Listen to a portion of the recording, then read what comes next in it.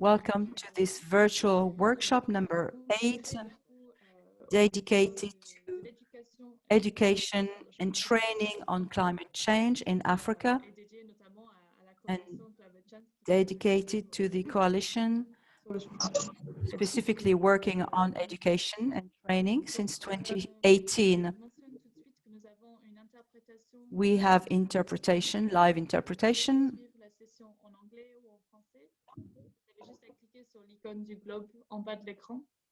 So if you need to follow the session in English or in French, we do have translation, live translation available.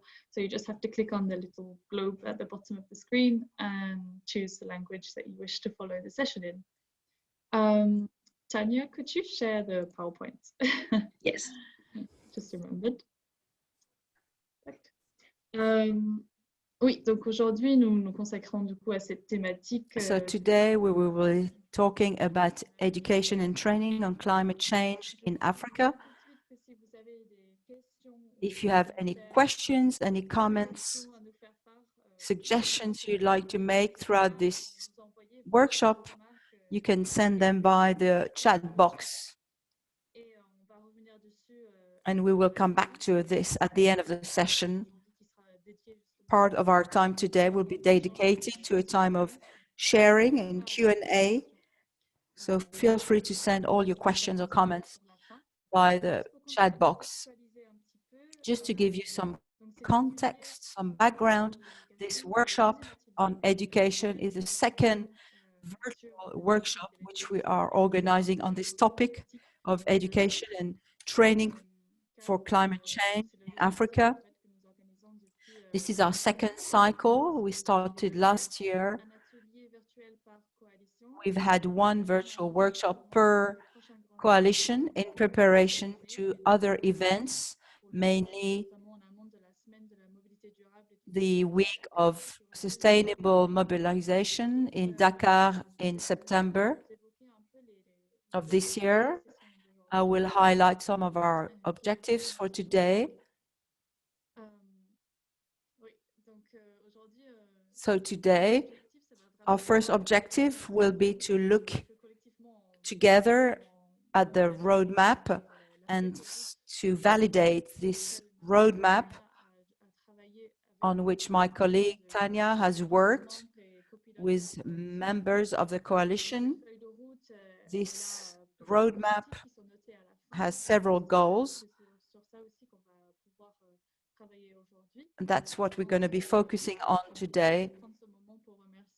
I also want to take this opportunity to thank the members, the co-pilots of this coalition who took part in this discussion to enrich this roadmap. We've had some positive feedback. This is part of the dynamic of the coalition. The second purpose or goal for today is to continue to share what we normally do during our workshops, which is sharing our best practices in the area of education and training on climate change, and to upgrade some projects which seem quite remarkable. 3 projects in particular, which we're going to be highlighting today. One of Aide and Action, one is Office for Climate and Education, and another one is Activities of the Côte in Dakar, the University Center of Dakar. Thank you to all of our speakers for joining us today on this call. Our third purpose for today will be to make sure that this workshop would be as interactive as possible. As I mentioned, you can send your suggestions, your comments via the chat box. Feel free to send any questions which you may have, and then we will answer your question at the end of the session. Today we have more than 4 people who have registered. I think some people are still joining us at the moment. Please keep your mic on mute and listen to the workshop, and at the end there will be a time for you to speak if you want to make any comments Thank you to our speakers. Thank you for being here with us today. And I will now give the floor to my colleague, Tanya. She has worked on this roadmap particularly, and she will present it to us. Thank you, Tanya. Merci Eva. Maintenant, je vais passer à l'anglais. So I will be speaking in English and presenting this roadmap to the coalition, which we had also sent to you earlier in the week, so that we could have your feedback on it. And we have tried to integrate everything that we've received from you into this roadmap.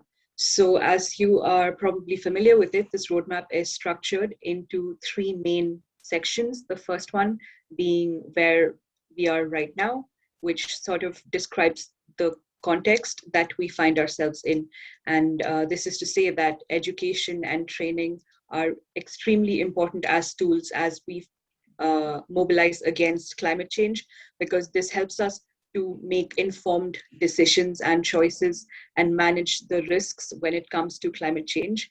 And we also see that the non-state and informal sectors have an extremely important role to play in this entire framework, because as we saw even in the previous virtual workshop of this coalition, we see that a lot of the respondents, when we asked where they get their information on climate change from, said that it comes down to a lot of non-governmental organizations and international organizations and civil society actors. We also recognize that there is a problem of funding or financing in this area, which has been brought up by several of the coalition members, and I'm sure you're all aware. And this is especially with regard to accessing small-scale funding that is scale appropriate, that can be properly put to use by all the members of the coalition. And lastly, we also need to acknowledge that the question of education and training is a very transversal issue that covers various levels of education and different sectors of action, right from early childhood and primary schools to high schools, university education, but also a larger awareness raising campaign for the population at large, but also political stakeholders, employees in private companies, and so on. And the list is quite non-exhaustive. So that brings us to the second part of the roadmap, which is where do we want to go, which sets the objectives for this coalition. And the objectives that we find in this roadmap, to begin with, is the first one is the education, the environmental education of the wider population through specific modules and programs which target each section for a participatory and inclusive model of education that also gives its due importance to local knowledge, local communities, and everyone that's involved in the whole process. So this also requires the second objective, which is capacity building for educators, training the trainers, if I may say so, at each level of education. We also have a need for continued education of key decision makers, elected representatives, so that they can make strategic decisions based on a solid base of knowledge, and they can also involve climate change actions into long-term planning and budgeting. We also have a need to involve local actors, specialized local actors in technical areas and in training overall, to make sure that the information that we diffuse is of a good quality, that leads to actions which are concrete.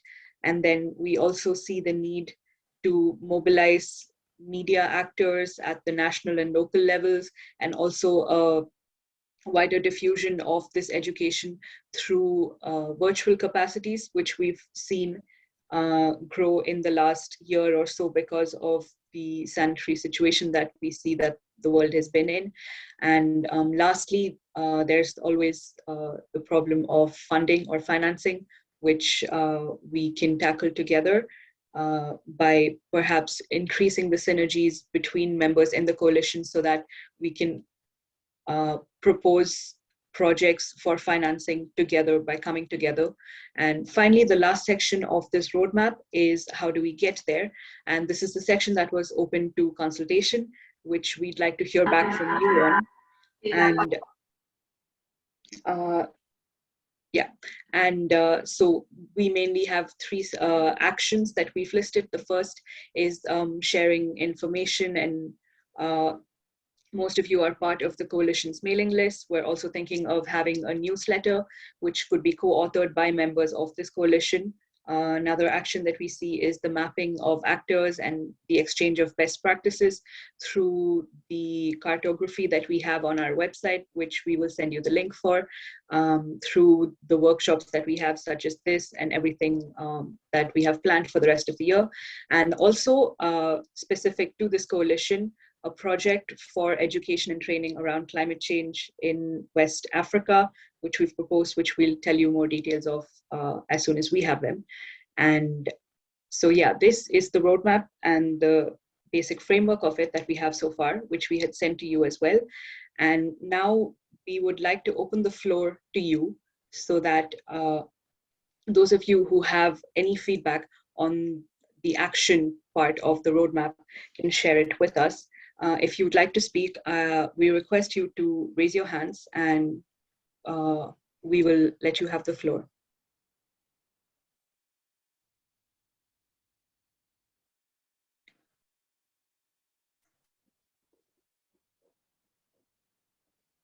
Eva, if you could let me know if there's anyone who'd like to speak or directly moderate this part, because I can't seem to see it as I'm sharing the screen. Oui, on a déjà... Ouais. On a déjà une main de Fiona. Yes, we have one hand. Thank you. I'm going to speak in English. Je vais parler en anglais. No problem. You can go ahead and... Thank you. So it's very nice to attend another climate Je change. suis ravie de pouvoir participer à cet autre atelier de climate change. Just to explain that I work for Expliquer. high-level champions on climate action. Je travaille avec les champions de l'action climatique. We are building a small team for the Nous sommes en train de mettre en place une petite équipe in 2022. So far, pour we know un travail qui doit se faire en 2022 EOIs for the for hosting COP22. pour pouvoir accueillir la COP22. Our work in Africa is obviously Une de nos priorités de notre travail en Afrique, and their voice and agency on climate change. c'est de pouvoir faire entendre les voix des agences qui travaillent sur le changement climatique.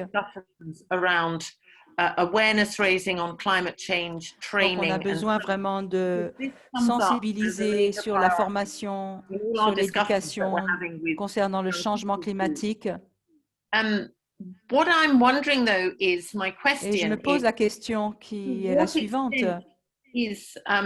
Are there initiatives which are using social Est-ce qu'il y a local radio to raise Est-ce qu'il y a awareness donc d'autres médias qui permettraient de diffuser cette sensibilisation sur le sujet negotiations that countries have with each other concernant les négociations qui se font dans les pays means for changing livelihoods and around solutions. Et au travers aussi des solutions qui sont proposées? So, sorry, it's difficult to speak when I can keep hearing the interpretation, but c'est difficile de parler alors que j'entends l'interprétation en même temps que je parle. Yeah, the same for me. I'm having trouble, like, I had trouble hearing the whole of the... I'm on the French channel, though. Basically about how we're going to continue to... Yeah, I heard you on the English channel, but it's important that translation is provided. So something confusing is happening with the... With it makes me realize how skilled translators are. They can speak almost at the same time that you are speaking. It's very impressive. But my question was, social media, local radio, the extent to which we or communities can use those outlets for doing more climate awareness amongst young people in Africa, and what can we do to support more of that? Thank you. So if I can pick up from here, thank you, Fiona, for that question. It's extremely relevant. And we did, in fact, include that in the objectives for the roadmap, including involving the local media and also putting to use all available digital channels to diffuse information on climate change and climate action. And this is definitely something that I think this coalition would engage in going ahead from here. And I'm sure we'd also hear more from the members of the coalition. We have a section at the end of today's workshop where we could possibly have the members share their experiences. So thank you for that. Oui, merci beaucoup, Fiona. Thanks, Fiona. I think we are now going to hand the floor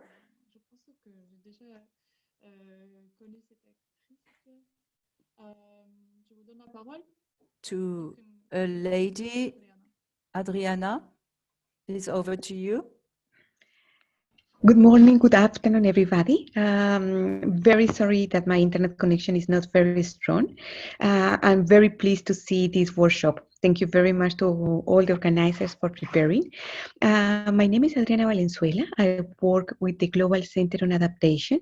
That is an organization that was established 3 years ago to put at the international level the importance of adaptation. I am the team leader of the Youth Leadership Program, and currently we are working with the African Development Bank to develop a youth leadership flagship in Africa.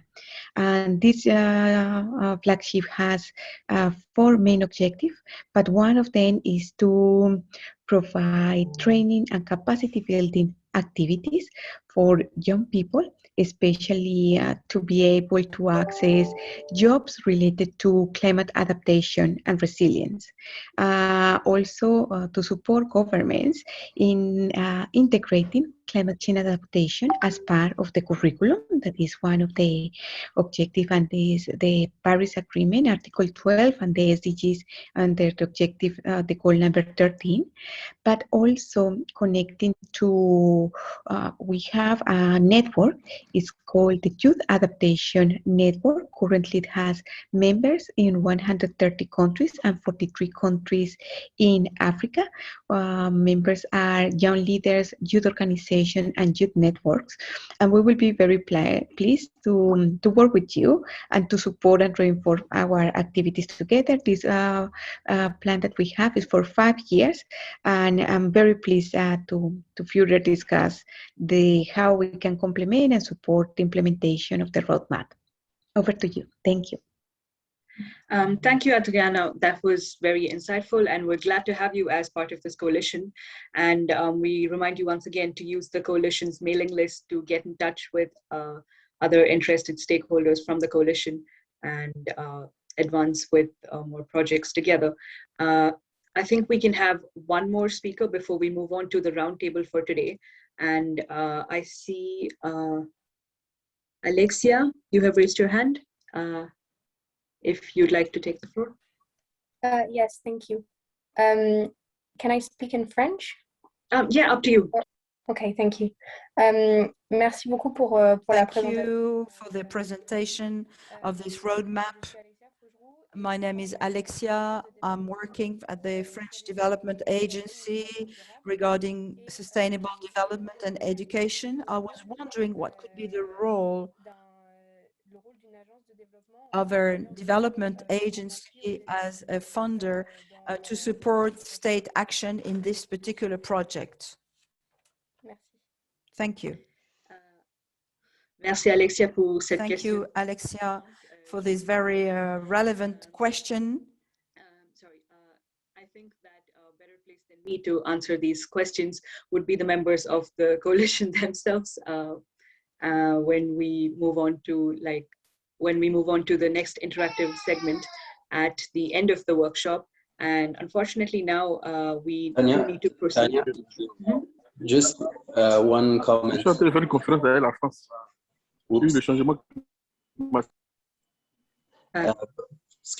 Pardon. Oui, Romain Crouzet, directeur des programmes. I'm Romain Crozier from Climate Change, in charge of the programs. Thank you, Alexia, for your question. Indeed, these coalitions and these virtual workshops are also here to help put together in networks various stakeholders. Today, we're talking about education and training.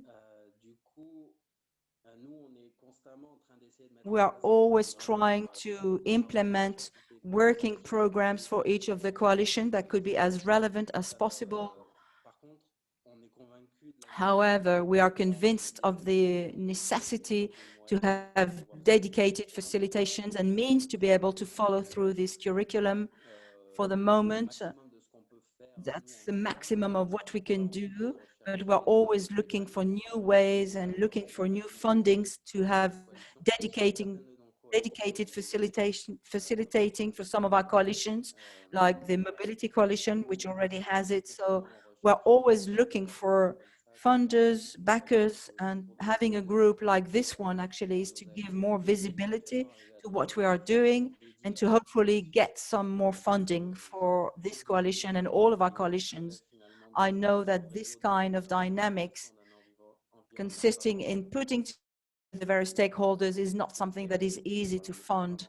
That's what we're always working on. And the development agency is part of our support, but not so much regarding the African coalitions, just to give you some piece of information for now. Thank you, Romain. Now we are going to start our roundtable with our speakers, and I'm going to introduce them to you briefly. We do have Mr. Maguette Sene, who is the director of the University Social Works in Dakar. We also have Mrs. Berthe, who she is in charge of the Mission Territory Development in Benin, Togo, Ivory Coast. We also have Mrs. Natalie Nicetto. She's the Office for the Climate Education. And now we are going to listen to Mr. Maguette Sene, who is the director of the COUD, and he will be presenting the COUD and the activities in Senegal and the mobilization of university students in environmental issues and climate change issues. You have 8 minutes, please. Thank you. Thank you very much. Hello, everyone.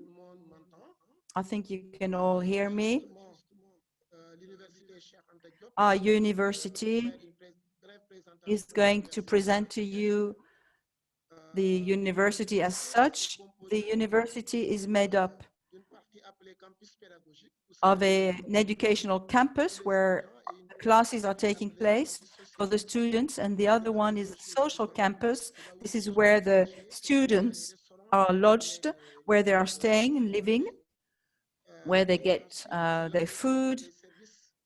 And this is where we also have the medical care on this campus.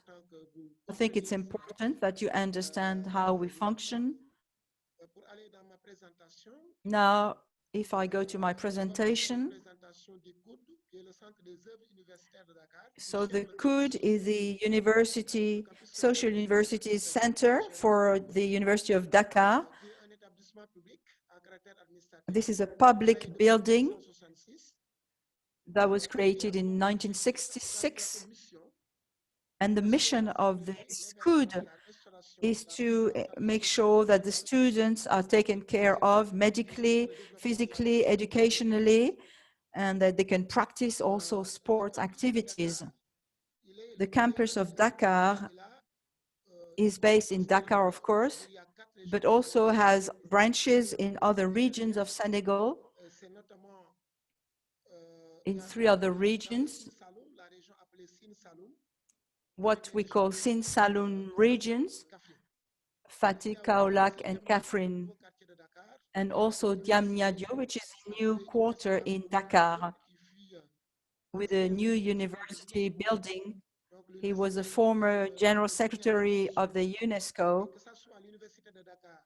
Whether it be in Dakar or in the other places, when it comes to social aid, social works, the Dakar University is in charge of all of these activities. The mission of the COUD is to improve the living conditions of the students, their equipment, facilities, to assess what the students' needs are and to satisfy to those needs, to also manage all the social work, the credits, etc. So these are all various services which the COUD oversees. Finally, we also have a mission which is to welcome the students and support all their cultural activities.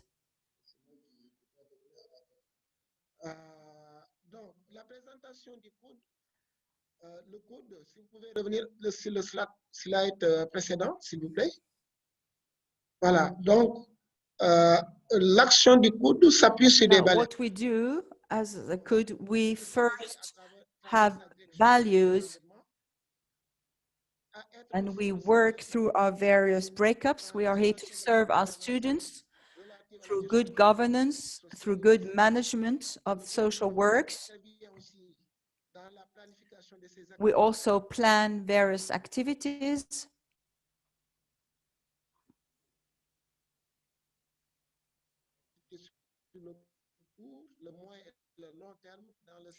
In the long term, we have several schools on the same campus. We have several sites, that, like the Polytechnic School,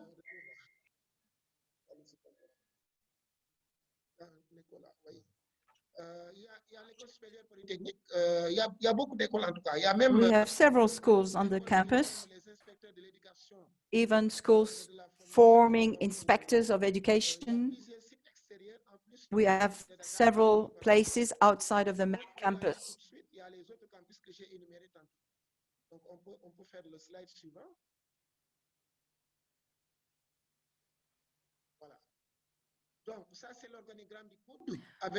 That's the organization of the COUD with the director, a deputy director, the CSA, and the various departments that make up the COUD. We have one department for environment. We also have other departments like technical services, environment, IT department, and the environment department, which is the one we are interested in today.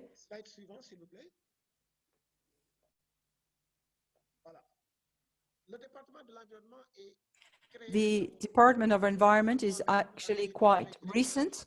When I was appointed as the director of the COUD in November 2020, I'm totally passionate about the environmental issues. So when I was appointed, I believed and thought that this should be a key issue, that we should be focusing on the environment and that it should be a dedicated department. We created this department in 2021, and it was approved by the board.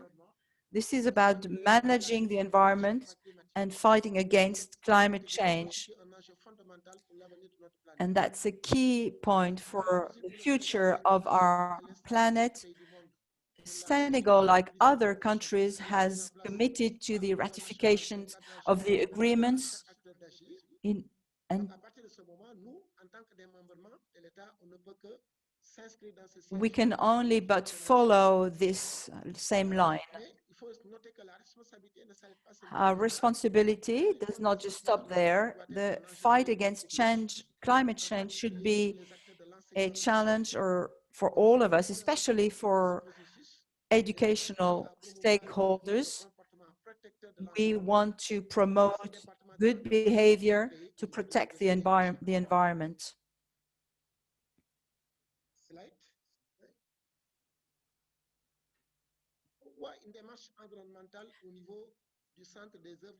Why should we have this approach at the COUD? Various activities that we organize at the COUD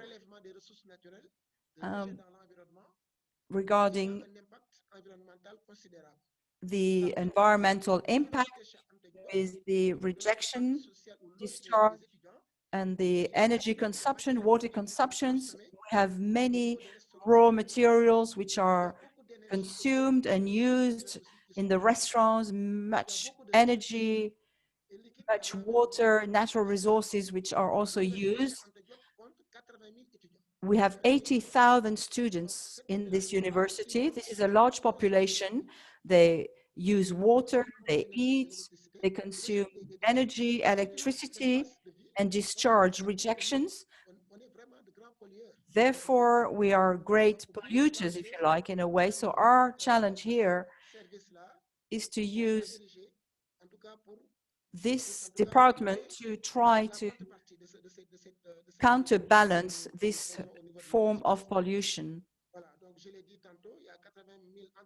We have between 80,000 and 100,000 students, depending.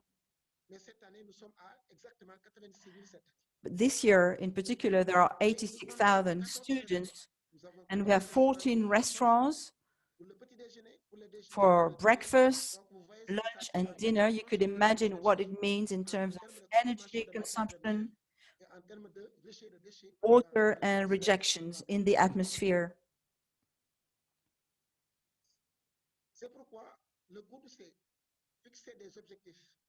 So that's why the COUD has fixed some goals, specific goals. Our ambition is to actually reduce the ecological print, carbon print. Therefore, we want to have an integrated, fully integrated approach at every level.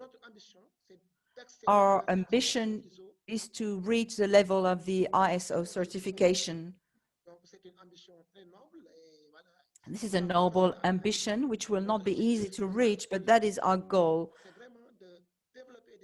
We want to develop strategies as polluters to be able to send back in a positive way back to nature what we're consuming or using in a negative way, without forgetting, of course, all our services or our agents, our partners, in order to fight against climate change. We want to also promote responsible behavior. We want to reduce the energy impact in terms of energy consumption. We want to look into solar energy. Senegal has much sunshine. Therefore, we do not want for our students to keep on using regular energy.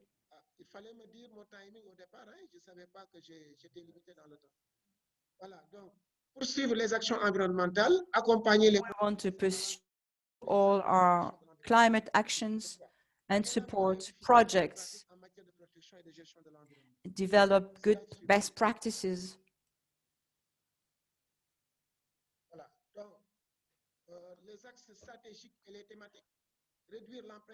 Our strategic axis and topics: we want to reduce our print, our ecological print. We want to pursue the regreening of the campuses, to reduce the energy consumption, etc. I think I can stop for now, just to say that overall our ambition for our environment is to reduce our print. For a student who may have been with us 5 years ago, if he was to come back again this year, he would not recognize the campus. We have completely transformed the university. It has become a green university. We have really managed to impose this new policy to reduce all our rejections. and discharge. We've developed a device for managing the environment, going from the bedroom of the student all the way through the campus to raise awareness among our students in terms of education, in terms of dialogue, so that all of our 80,000+ students would meet these objectives to fight against climate change. I think that's pretty much what I wanted to say. My very last point, however, in terms of partnership, we know that the EU is supporting some cities. I'm also the mayor of a green city. The EU is supporting us. I heard that there are some partners here with us today. As a university, we are also sending this call and asking for partners to support us, to help us develop this program, whether it be the French Development Agency, the EU, or other bodies. We are calling for some support. You will have our email address at the end of the presentation, which you can maybe look at. Thank you very much for your attention. Thank you. We will share the email address in the chat box if anybody wants to take it. Now we will move on to our second speaker, Mrs. Berthe Tehou from Aide and Action NGO. She will share her experience with an action in Benin, Ivory Coast, Togo, and Senegal around the topics of education. Mrs. Tehou, you have the floor now for 8 minutes. Thank you very much.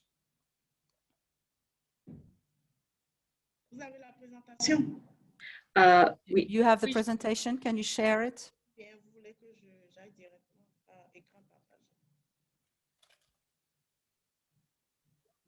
Ah, ou si vous l'avez, vous pouvez le faire directement, oui. Il n'y a pas de souci. D'accord. C'est bon, hein? Vous voyez mon écran? Oui. D'accord, merci. L'introduction étant déjà faite, je ne vais pas m'attarder sur... I'm going to move on quickly. What you need to remember, however, we do have several projects, and we decided today we chose today to share one of our particular projects called SOLIDE, which is development through education, which is the purpose of our topic today, education and training on climate change. These are various experiences which we have had with the help of the French Development Agency regarding the basics, just to inform you. Our overall goals, we plan to raise awareness amongst young people and children through an environmental citizenship, through international solidarity. Therefore, education is actually seen through the various activities as a citizen action. Now, in terms of activities, what we have rolled out in those various countries, within the schools, primary school and secondary school, we are trying to inform people around the issues, to implement various facilities and devices, to inform people about the various facilities. We want to make sure that the local governments are involved, and the access to micro projects of recycling. For example, in Senegal, we have children who transformed old used tires into some form of furniture, or to use them as furniture to have people sitting in some schools. In Benin, for example, we saw people develop biodegradable bags In Togo, we've seen days for citizenship being organized, education to citizenship with sport as a main channel, etc. Now, what is at stake? What we need to do is to be able to put together all our methodologies, our approaches based on solidarity. We want to step out of the classic models. And practically, we want to start new approaches with multiple stakeholders and educational approaches as well. We would need to highlight the horizontal cooperation approach, which is a more long-term approach based on reciprocity and sharing between individuals. Citizenship is something that has been approached under different angles through the topics which the children themselves were able to identify. First of all, the protection of environment, living together, interculturality, the management of natural resources, water as a natural resource, management of the forests, etc. Therefore, we're trying to mobilize the children and to teach them and give them the opportunity for them to become real environmental stakeholders and game changers.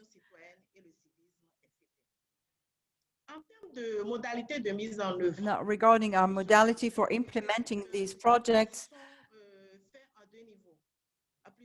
we had several levels of exchanges and interaction, first of all, within a similar or one community, educational community, and therefore interaction between various CDA, which are the communities, and also interaction between various countries like Senegal, Togo, Benin, and France, and then interaction and exchanges between various stakeholders, also in France. So we try to work in pairs to work on different topics. We also worked with some NGOs which are also fighting in the same field as us.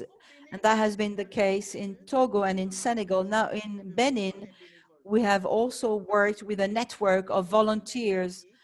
We did not have a dedicated resource as such, but we did have the possibility of identifying young people, workers, anyone who is involved in the protection of the environment on a voluntary basis. That's the way we've been working. That has been our first lever, which is, first of all, an IT platform. Everything has been done online. The project has been able to fund the equipment, the IT equipment, and to also fund the facilitation of the learning communities so that they share and exchange together and draw lessons from what they did. Also to implement a number of recommendations, decisions such as my school will be with zero waste objective, etc., depending on the topic chosen.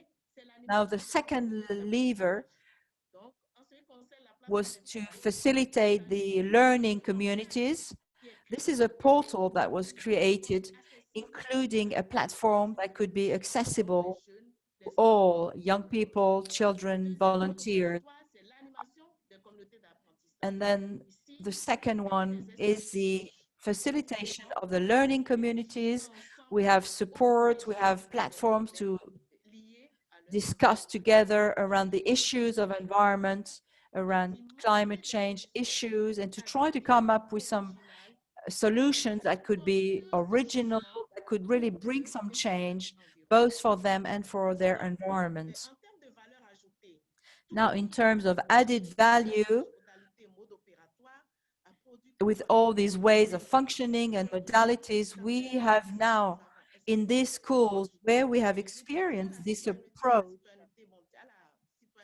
topics such like citizenship, and solidarity, global solidarity. These topics have now become topics to help others to take this on board. All these topics with the technology regarding communication and information seem nowadays to be an educational tool. The students and the teachers said they were not used to working this way yet. There has been a great impact on the volunteer approach in the last few years. And today, the volunteer network in Benin is working on two main projects, one micro project regarding hygiene and another one on supporting the learning communities to fight for a healthier environment. You will see a few pictures, and here how the project was able to support various networks, as I mentioned earlier. Now, through these various activities, we were able to impact around 15,000 children altogether throughout these countries. We were able to tackle several key topics like water management, respect for environment, the consequence of deforestation. We have come out of the classical ways of communicating. These are a few pictures that show what we have done. On the top left, you have in Togo, participants to a race. Today in Togo, there is a day, a national day, every October to talk about these issues. At the end of these sports activities, there is a time, a short time, where we can speak about these issues and raise awareness regarding education and training on climate change. You have 1 minute left. These are a few pictures of what we have done. The children have been able to express in their own ways what they have done and have come up with some proposals as well. You can see the results of some of our workshops. You see pictures of the time of sharings and recycling activities that the children used for protecting the children.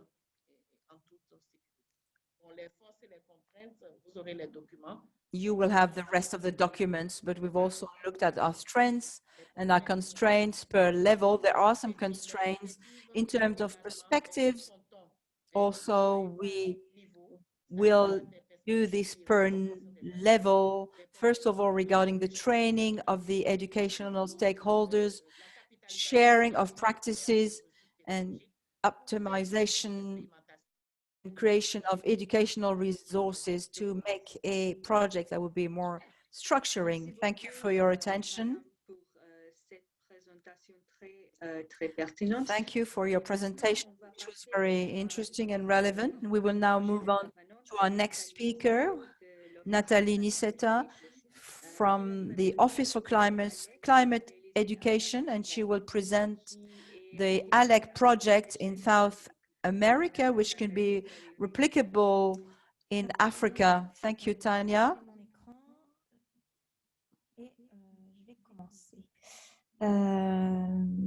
Alors, comme Tanya l'a bien dit, First of all, as Tanya was saying, I'm working at the Office for Climate Education. We are based in Paris. Before presenting the ALEC project, I will tell you what the OCE is, which is an Office for Climate Education promoting education for climate change globally in different countries. We produce educational resources based on the IPCC, and we are there as trainers and teachers. Our main target are teachers in the primary and secondary school. The ALEC project, which is similar to the OCE activity in a local context. In South America, it means South America for education, to climate education. The purpose of this project is to promote education for climate change in Mexico and in Colombia. This is a pilot scheme.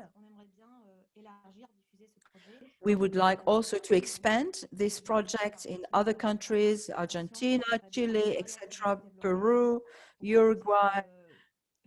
Pilote, etc. Donc là, vous voyez, je vous ai mis deux cartes. You have two maps. You can see two maps of the two countries that we're working with currently. The green, the spots in green and in yellow are the regions where we are working for these two countries. We're working with local partners, with a network of people on site. Just some key figures now. This is a pilot project over 5 years. It started in 2020, which was a great year, wasn't it, to kick off with an international project. It was not easy, but we did manage to do it still, and it will go on to 2024. The overall amount for the project is around 4 million euros, made up of various sources. The FFAM, the French Fund for the Environment, 28% of the overall cost.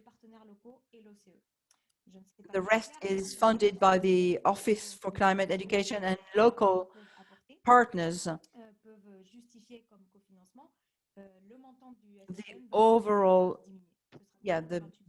it will always be 28%, the participation of the French funds for global environment, which come to about 4 million euros total, including all kinds of contributions, nature contributions and cash contributions.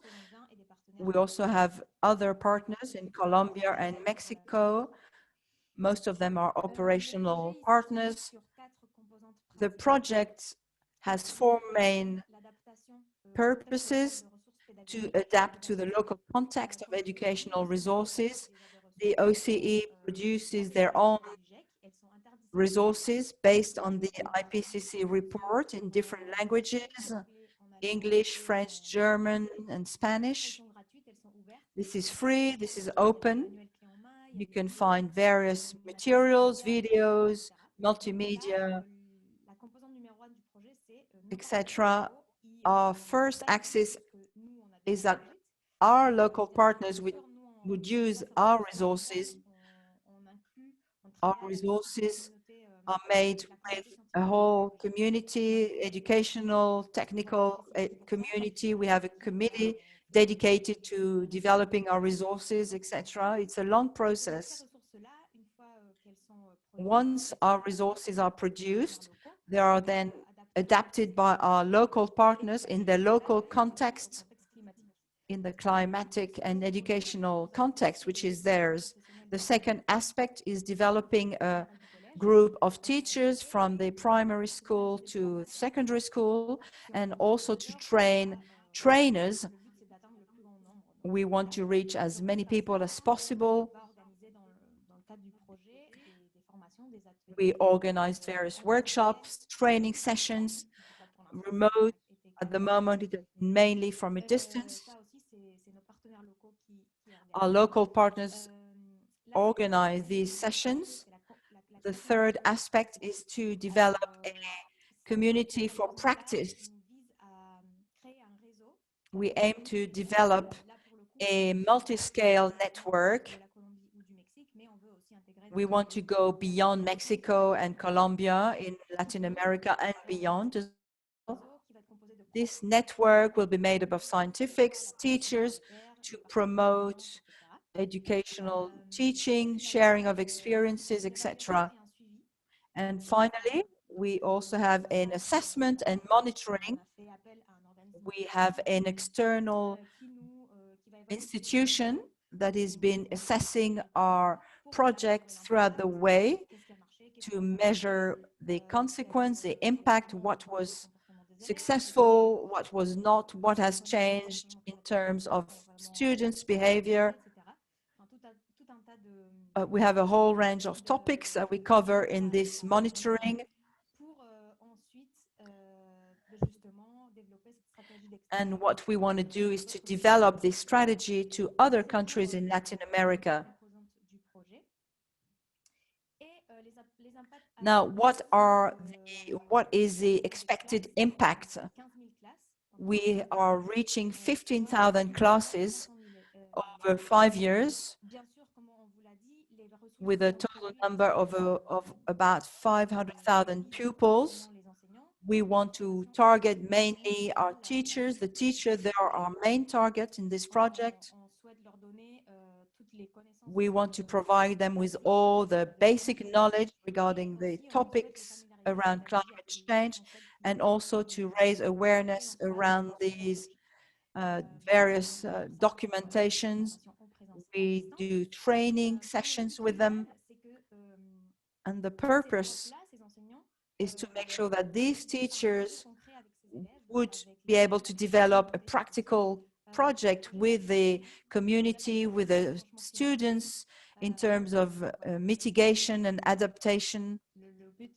That's the purpose, really, the ultimate purpose of these actions. On this graphic, this is to show you how this project is being organized, who are the various stakeholders, who is in charge. As the OCE, we are coordinating this project. We have a contract, a convention with the French Funds for Global Environment, and also individual conventions with our local partners. Our local partners have their own contracts or conventions with local authorities, the Ministry of Education, or NGOs and other stakeholders. The project had 3 committees: the pilot steering group with the main partners from the OCE and other institutions, such as the French Embassy to Mexico, Ministry of Education in Colombia, etc. Then we have a monitoring committee. We have all the project managers who are part of this committee. And then we do have an educational and scientific committee as well. This committee is there to advise the OCE during the resources development.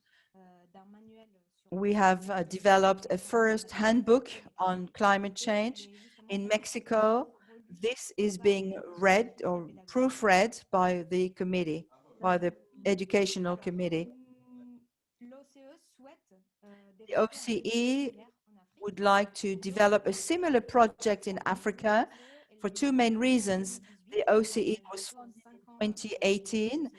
We've been going for almost 5 years now, and that's when we are started to look at what has been successful, what can be reproduced in what we have been doing, what could be developed further in other countries. What do we want to do? Do you want to only reach issues regarding climate change or biodiversity? Do we want to keep the same targets with the teachers? Do we want to expand this to a wider audience of targets? We have all kinds of questions at the moment. We are developing a strategic plan for the next 5 years. And one of our prospects is to develop a similar project in Africa.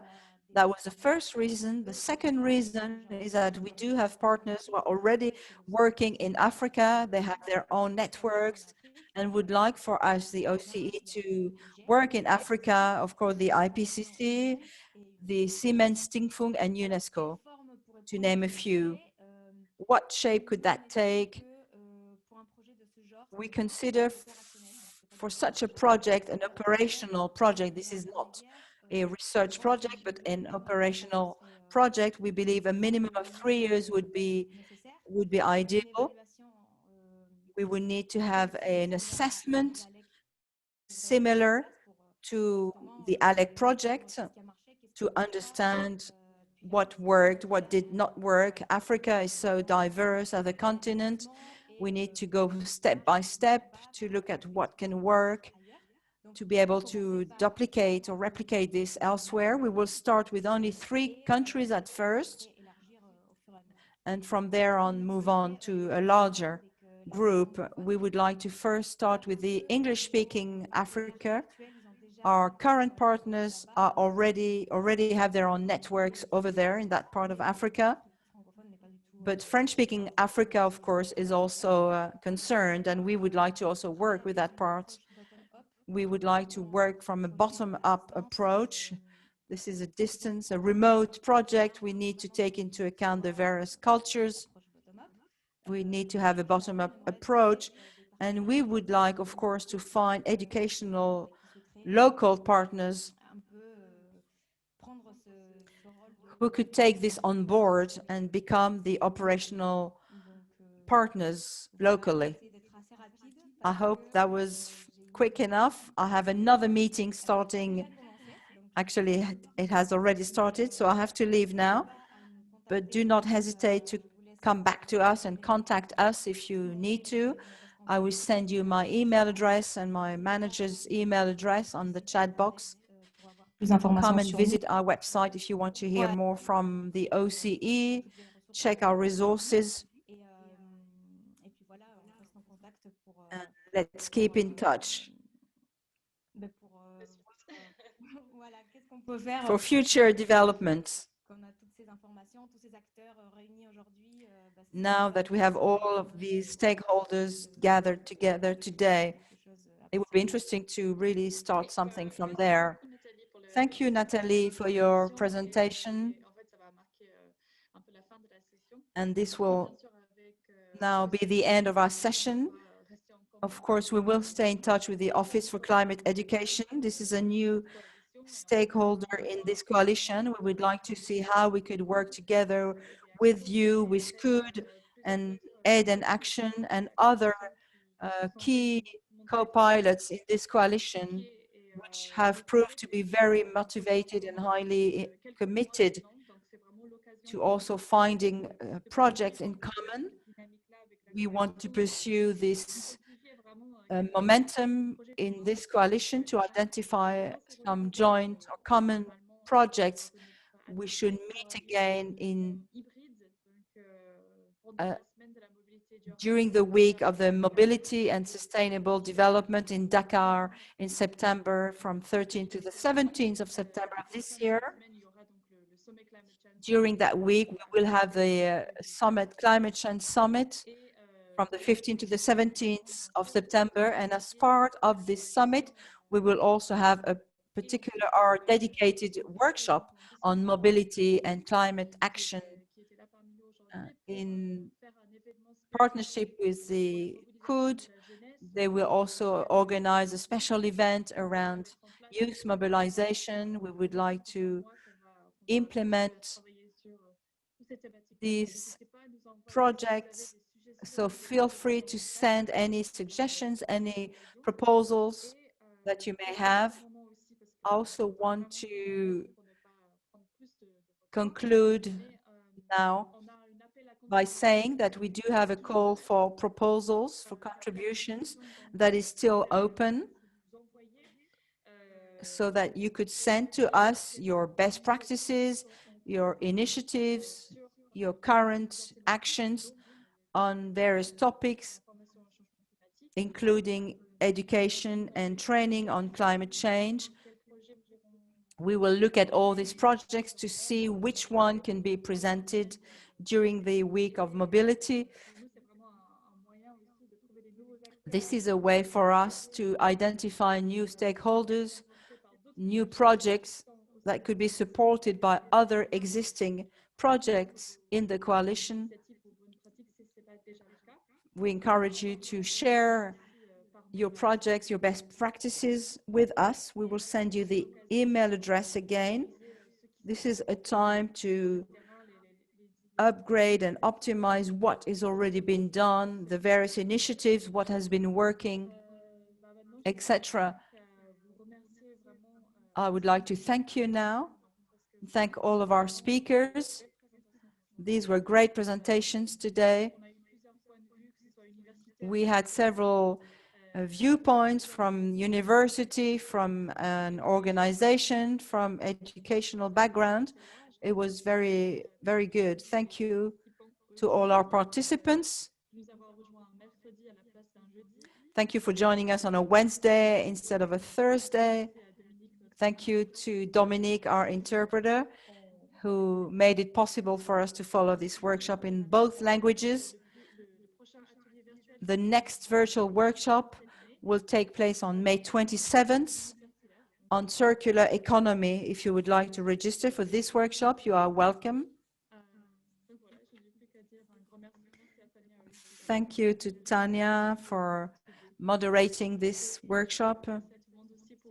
Thanks to everyone for joining.